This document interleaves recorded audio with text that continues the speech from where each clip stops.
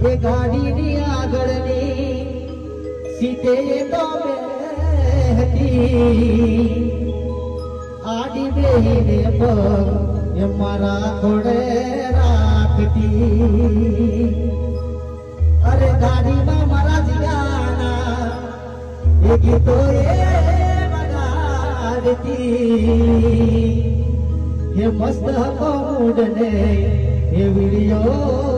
બનાવતી કે એનો ફોન કે મેસેજ આવે નહીં વોટ્સઅપ ડીપી દેખાતી બંધ થઈ સીધા સાદા ને નશેડી કરી ગઈ કે મારા જીગાને